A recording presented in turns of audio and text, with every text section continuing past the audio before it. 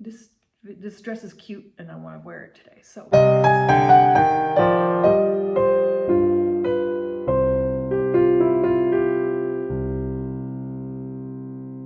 if you've tuned in hoping for another video about breakfast foods and another rant of that nature, yes, there's a rant coming. No, it's not about breakfast foods or Germany. If you've met me, you already know this. I'm a classical musician. I'm preparing a concert for May, and I was doing some research, and I have something to say about this book that I bought.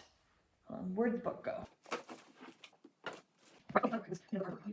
That was annoying. Okay, so I bought this book because I'm working on some songs by Dvorak. I want to do some research about the songs because that's what musicians do. You research what you're singing about because you want to understand them.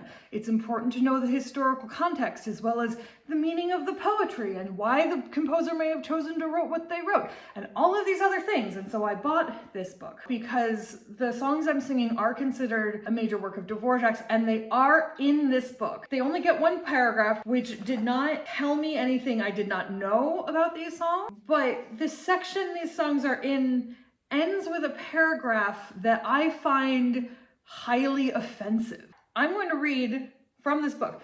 One of the biggest problems with classical song or lieder repertoire is that almost all of them from Schubert on were actually written for amateurs to sing at home. Unfortunately, they are now usually performed by opera singers in an artificially inflated manner, in circumstances as stiff, uncomfortable, and inappropriately formal as the music is generally unpretentious and accessible. That was the sentence he wrote, and yes, it only quasi makes sense, but that's the sentence he wrote. I read it word for word. The reason for this, from the elitist perspective, is to distinguish them from popular songs, which differ from them in no particular way at all. A good song is a good song. The criteria for one, that is, words that move the listener and a memorable musical setting, are the same no matter what. So the last point, yes, let's give him credit. The last point is spot on. A good song is a good song no matter who you are, no matter what genre you're singing. A good song is a good song. But the reason this is rage-inducing to me, author is making some assumptions about 19th century singers and about trained singers that I feel are at best unimaginative and at worst just like, what's the word I'm looking for? Not unintelligent. Ignorant.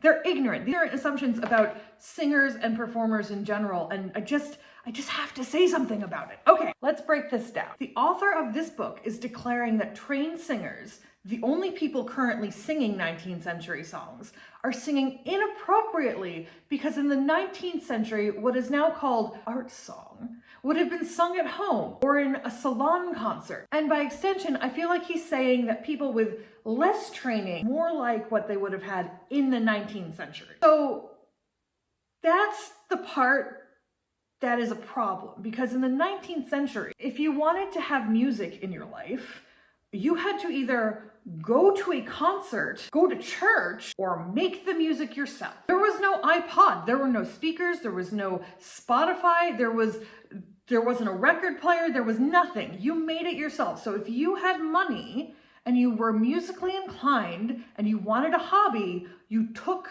music lessons. You learned to play the piano.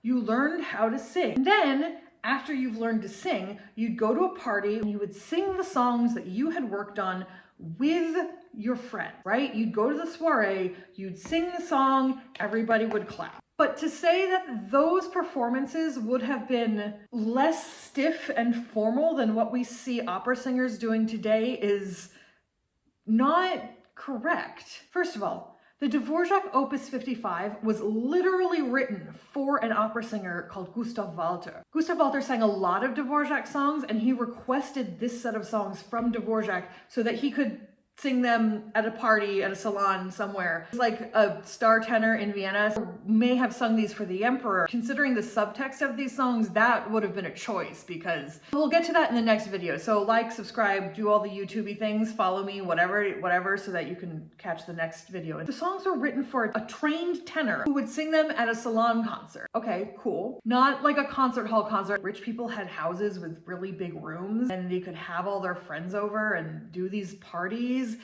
where people could get up and sing or play piano or whatever. It's not unheard of today either, but we don't have the indoor spaces. Like, we don't get a pianist and a singer and have a soiree the way they did in the 19th century. Anyway, back to Dvorak. When Dvorak published the songs, they were transposed down at the request of the publisher's wife. Yeah, hi, editing Aowen here. I say here that they were transposed at the request of the publisher's wife, which is incorrect. They were transposed down at the request of the wife of one of Dvorak's friends. She was a mezzo, he was a violinist, so I don't know anything about this woman. She may have been trained professionally, but then had kids, and century women many women stopped their careers after they had kids, but it wasn't the publisher's wife, it was the friend's wife. Dvorak even changed the first song because she thought it needed expansion. He changed the second verse. He made a new verse for her. So while these songs are based on Czech dance rhythms and have very catchy tunes and feel very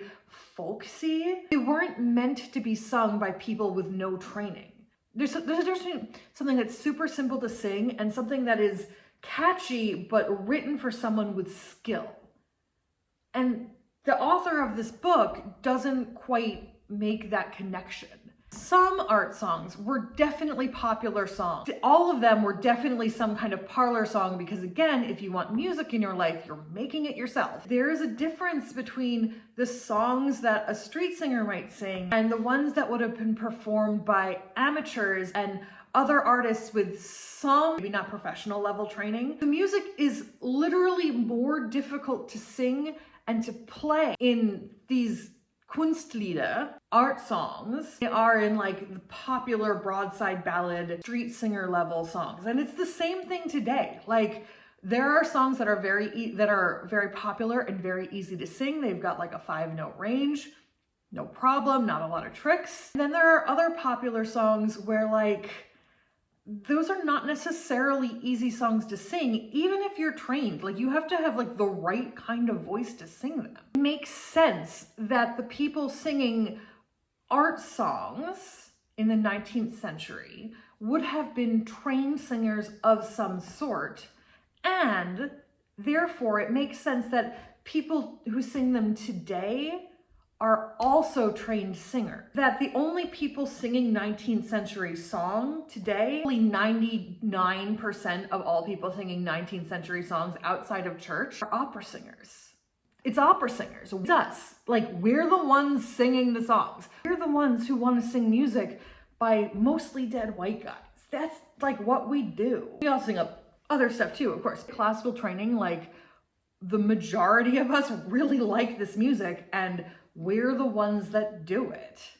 It doesn't make sense to hate on opera singers, especially when you're supposed to be writing a book about how great Dvorak's music is, because opera singers are the ones who are going to sing it.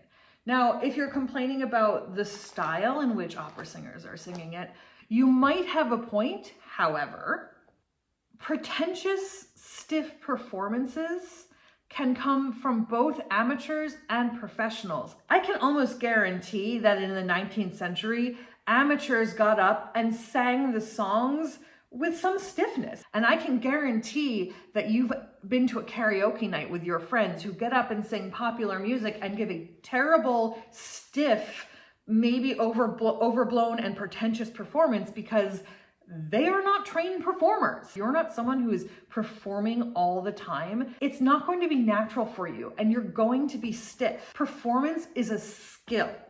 If you're a professional singer and you're giving a stiff performance, yeah, it probably sucks. I'm not gonna say that a bad performance isn't a bad performance. You have to understand that it is a skill, and a lot of people who sing lieder these days, most of the people I've seen who sing lieder are actually students who are learning how to perform. So I don't want to hate on students who are just learning how to sing. That's not fair. You may not have to be a trained performer. You don't always have to be a professional. You do have to be able to get in the moment, and that takes practice. I don't think that singing on stage in a concert hall, I don't think that singing on stage at a concert hall is materially different from singing in front of 60 people at a party. On a stage, there's a wider gap between you and the audience, right? It just literally further away. It bothers me that this person is grouping all singers and performances of art song into the same kind of situation.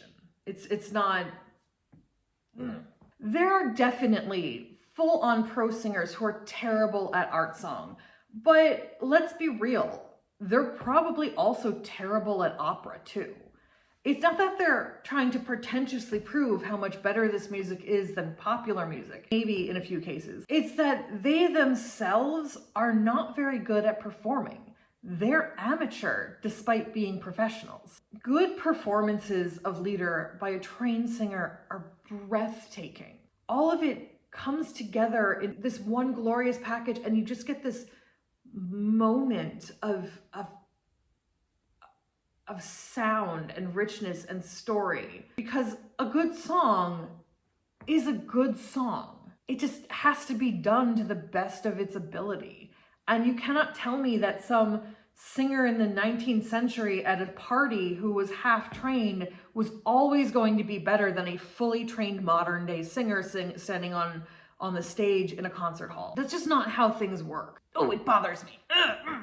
So this passage reads to me as having been written by someone who has no respect for singers and singing of any style. Despite being a book about Dvorak's genius, it's not doing a bang-up job of showing that either. Just based on this one passage. I haven't read the rest of the book.